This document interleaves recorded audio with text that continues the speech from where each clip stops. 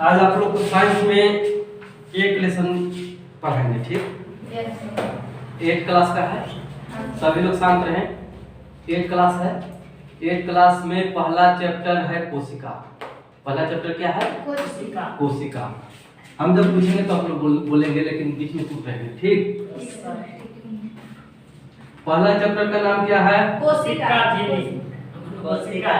कोशिका। पहला चैप्टर का नाम क्या है? कोशिका। कोशिका। इसको इंग्लिश में क्या कहते हैं? सेल। और क्या कह सकते हैं? प्लाज्मा। प्लाज्मा। कोशिका को इंग्लिश में सेल या प्लाज्मा कहते हैं ना। इसका ये चूंकि बायोलॉजिकल सब्जेक्ट है, बायोलॉजी का सब्जेक्ट है। कोशिका किसका सब्जेक्ट है? बायोलॉजी का। तो कोशिका का बायोलॉजिकल नाम होता है साइटो। क्या होता है? साइटो। कोशिका का बायोलॉजिकल नाम साइटो। तो कोशिका का अध्ययन क्या कहला जाएगा? साइटोलॉजी। अगर प्रश्न आ जाएगा कि कोशिका का अध्ययन, कोशिका का अध्ययन क्या कहलाता है?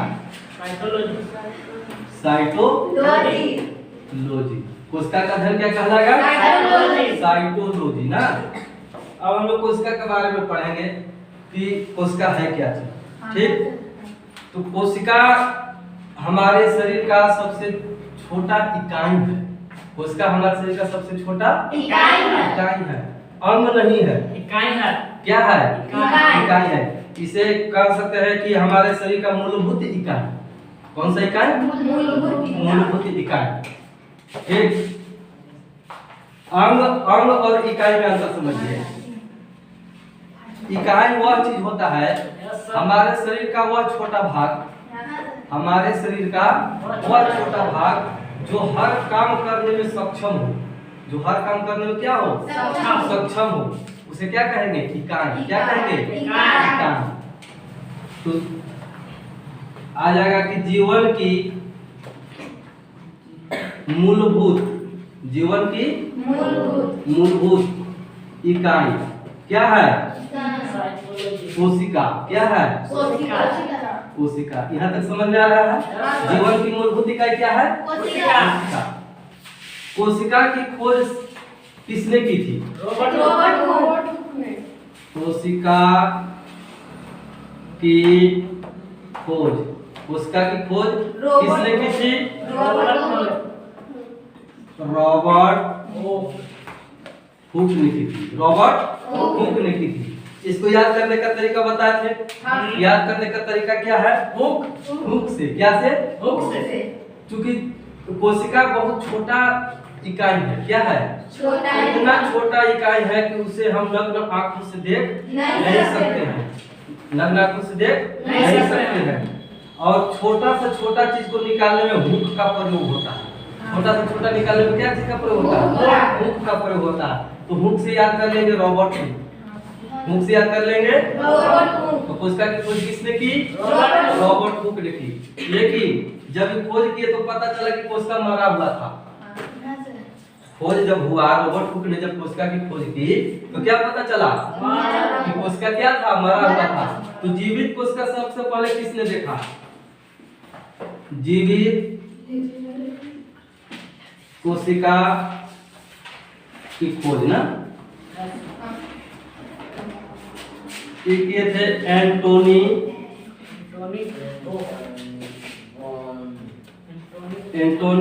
वान लीवेनहॉक। एंटोनी वान लीवेनहॉक ने सबसे पहले जीवित कोशिका को देखा था। सबसे पहले जीवित कोशिका को किसने देखा? एंटोनी वान लीवेनहॉक।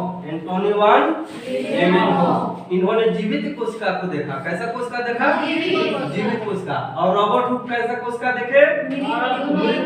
हालांकि वो मृत कोशिका दिमाग में लगा करके ये नहीं खोज रहे थे हमको मरले कोशिका देखना है ना। उन्होंने कोशिका का खोज किया, लेकिन कोशिका को जब खोज किया तो पता चला कि तुम मरा हुआ है। तब एंटोनी वान लीवेनहॉक आए और इन्होंने जीवित कोशिका को पता लगाया, जीवित कोशिका को देखा सबसे पहले। ठीक है, यहाँ तक तो समझ में आ गया ना? यहाँ तक कोई दिक्कत नहीं। चलिए इसके आगे देखते हैं।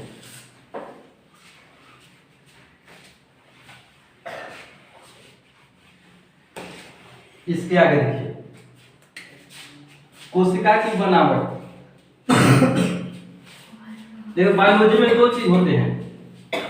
बायोलॉजी में एक होते हैं जंतु, ठीक, जिसे एनिमल कहते हैं। क्या कहते हैं? एनिमल। और एक होते हैं पादप। क्या होते हैं? जिन्हें प्लांट कहते हैं। जिन्हें क्या कहते हैं? प्लांट। तो जंतु और प्लांट ये दोनों बायोलॉजी में ही है, क्योंकि दोनों सब्जेक्ट दोनों सजीव हैं, है ना। तो जंतु कोशिका जब हम पढ़ेंगे, जंतु कोशिका यानी एनिमल सेल, एनिमल सेल। तो जंतु कोशिका में हम लोग सब आ जाते हैं। जानवर है, कीड़ा मकोड़ा है, पशु पक्षी है, आदमी है, सभी लोग क्या है? जंतु है। सभी लोग क्या है? जंतु है। हम लोग कौन जंतु है? दुगोड़वा जंतु। कौन जंतु? चारगोड़वा जंतु नहीं है ना। तो हम लोग भी एनिमल है। क्या है? एनिमल। बायोलॉजी के हिसाब से, बायोलॉजी के हिसाब से हम लोग भी एनिमल के ग्रुप में ही है, ठीक है। तो पहले हम देखेंगे कि एनिमल का कोशिका, जंतु कोशिका कैसा होता है। तो जंतु कोशिका गोल होता है। कैसा होता है? गोल होता है। जंतु कोशिका कैसा होता है? गोल होता है ना। ये जंतु कोशिका, ठीक है। जंतु कोशिका गोल होता है। ये जो बाहरी परत है, ये जो लाइन है बाहरी परत, इसे कहते हैं झिल्ली। इसे क्या कहते हैं? झिल्ली। इसे क्या कहेंगे? झिल्ली। और ये झिल्ली किस चीज का झिल्ली है? कोशिका। इसलिए इसे कोशिका झिल्ली कहेंगे। क्या कहेंगे? कोशिका। कोशिका झिल्ली इस बाहरी परत को कहेंगे। बाहरी परत को क्या कहेंगे? कोशिका झिल्ली। समझ में आ गया? ये कोशिका झिल्ली पता है क्या चीज का बना होता है? कोशिका झिल्ली क्या चीज का बना होता है पता है? नहीं। कोशिका झिल्ली प्रोटीन का बना होता है। क्या चीज का बना होता है? आप लोग को क्लास में बताए होंगे। कोशिका झिल्ली क्या चीज का बना होता है? प्रोटीन का बना होता है। इसमें बहुत सारे अंगक होते हैं। क्या होते हैं? इसमें बहुत सारे अंगक हैं ना कोशिका के अंदर। जैसे माइटोकॉन्ड्रिया है, ठीक है, माइटोकॉन्ड्रिया है, गोल्गी काय है, ठीक है, वैक्यूल्स है, या इसको रसधानी भी कह सकते हैं, सेंट्रोसोम है, इंडोप्लाज्मिक रेटिकुलम है, राइबोसोम है ना, न्यूक्लियस है, लाइसोसोम है। ये इतने प्रकार का चीज, ठीक है। ये क्या चीज है? ये है माइटोकॉन्ड्रिया। क्या है?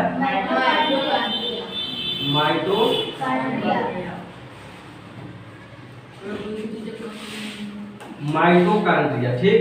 ये क्या चीज है? गोल्गी काय। गोल्गी काय, या इसको बॉडी भी कह सकते हैं।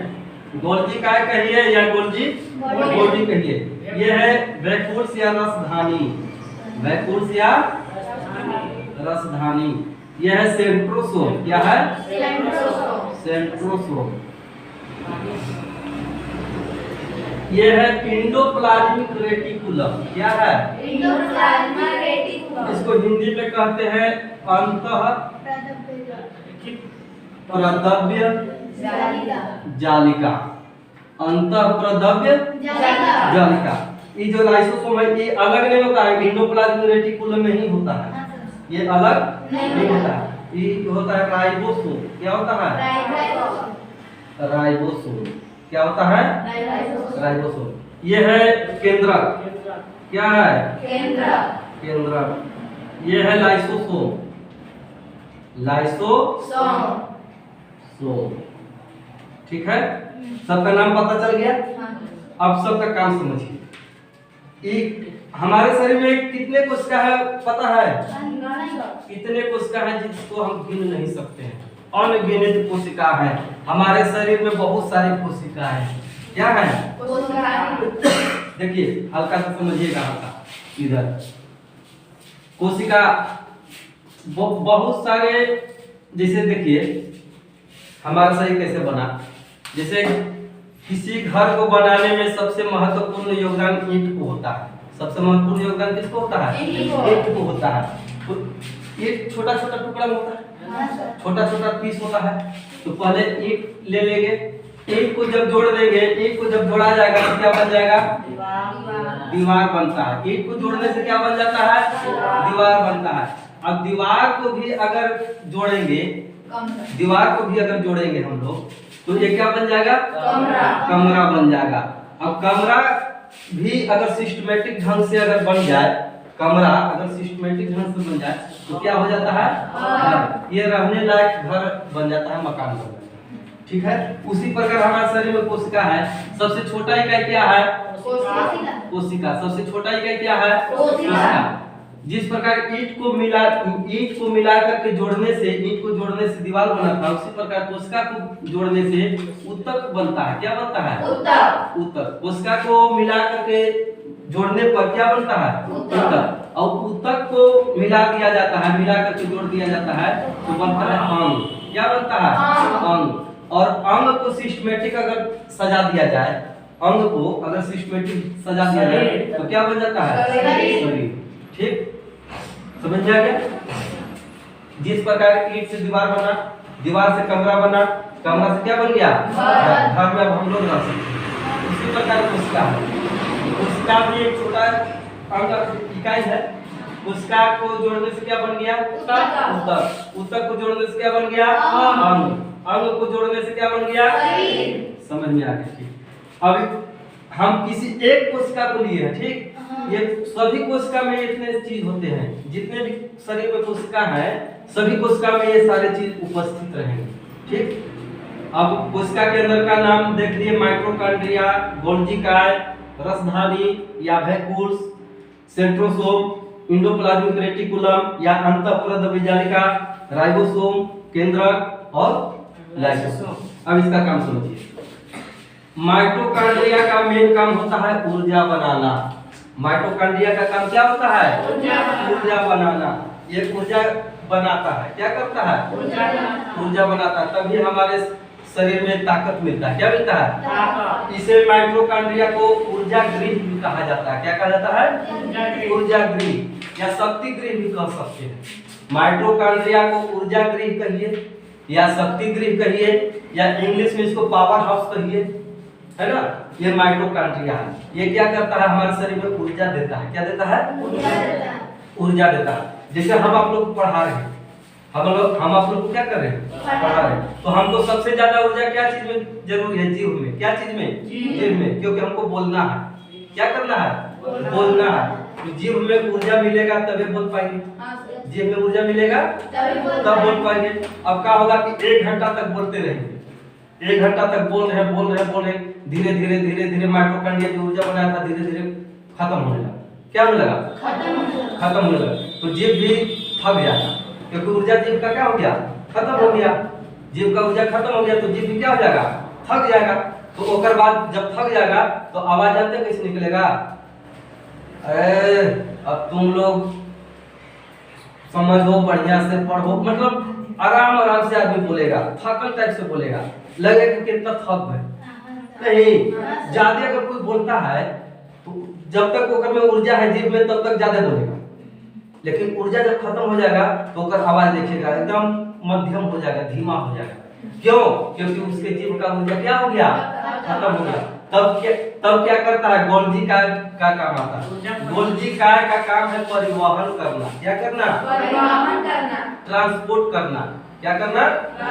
ये क्या करता है कि हमारे शरीर में और सभी तो कोशिकाएं हैं, हाथ की कोशिका, पेट की कोशिका, पीठ की, पैर की, पूरे शरीर की कोशिका जो है, ये क्या करेगा? गोल्जी काय वहां का माइटोकॉन्ड्रिया जो ऊर्जा बनाया है उस कोशिका का, वो कोशिका का ऊर्जा लेकर के अब गोल्जी काय जहाँ थका हुआ अंग है, जैसे जीव थक गया, थका हुआ जो अंग है वो अंग के पास गोल्जी काय ऊर्जा ले जाकर के माइटोकॉन्ड्रिया को दे देगा। माइटोकॉन्ड्रिया को क्या करेगा? दे देगा। तो कुछ देर के बाद फिर से ऊर्जा आ जाए तो फिर से काम करना शुरू। तो गोल्जी काय का काम क्या है? परिवहन करना। गोल्जी काय का काम